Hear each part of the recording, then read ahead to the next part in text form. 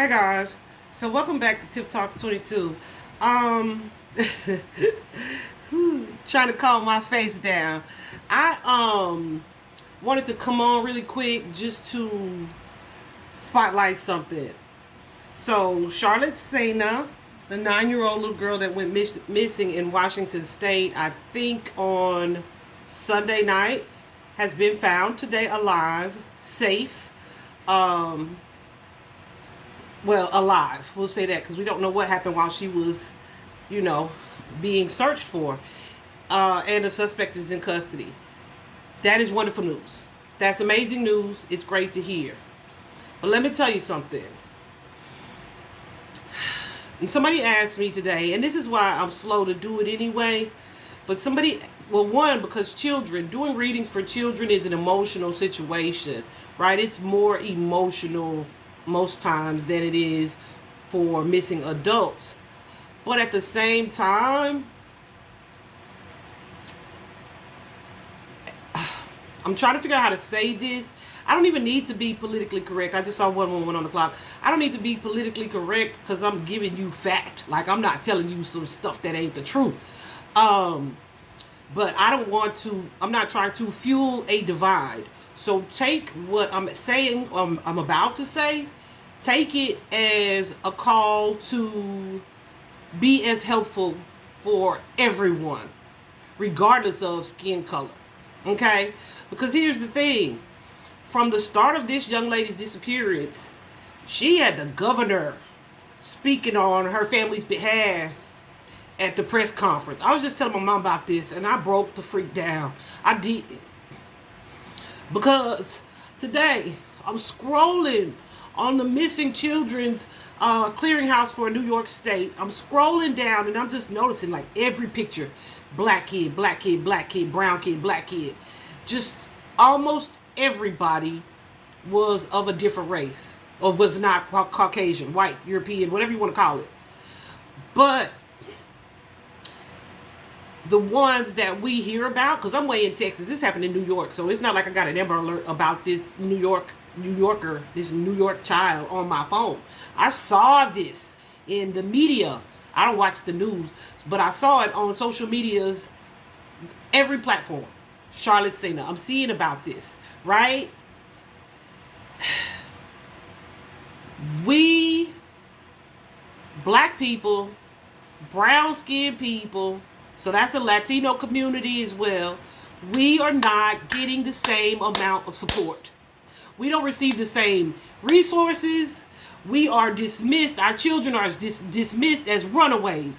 Cleveland, Ohio right now has a problem with these children going missing. These black boys and girls going missing. We ain't hearing about it. Ain't nobody talking about it. But this little girl, that's why I don't hardly do readings for white children, because I always look at them and say, oh, they're going to find her. You know why? Because they're going to apply the resources that they have to make sure it happens. Very, very rarely will we see a case where they are not found, recovered, even if it is like a bad ending. They're found. Ours, though, goes years, some of them, if any type of investigation is done on it. They dismiss it. This young man in California, brown-skinned boy, dismissed as a suicide. He didn't kill himself. But that's what I'm saying. I'm so angry about it. I'm happy for her and her parents, right? If I had connections, you better guarantee I'm going to be using them to bring my child home, right? So it's not that. Let me tell you something else.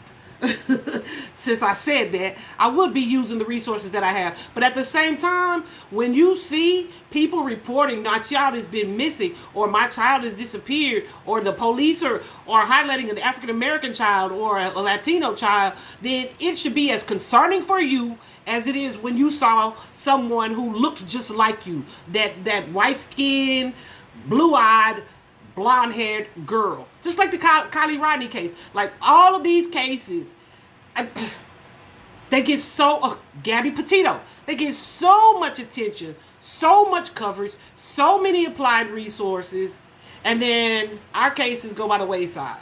So Carly Russell, doing the dumb shit that she did was not helpful at all. However, she's not a child.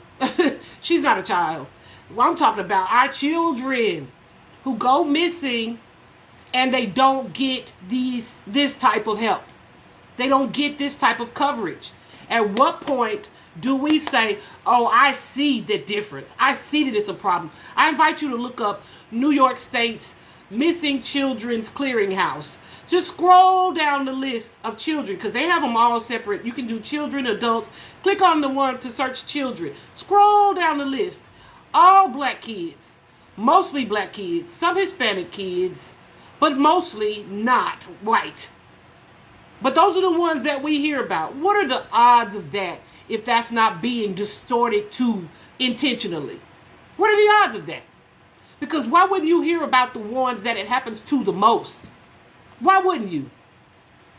I'm so angry about it. I'm so angry about it to see it. And I swear my guys today were like, maybe you should do a reading on this person. And I was looking at the situation. I'm like, okay, yeah, she was kidnapped.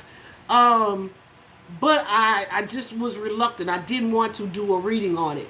Because I knew they was going to find her. Because why? They always freaking do. So the next time you see a missing persons post, a missing persons poster, don't dismiss it. Share it like you would if it was somebody who looked like you. How about that?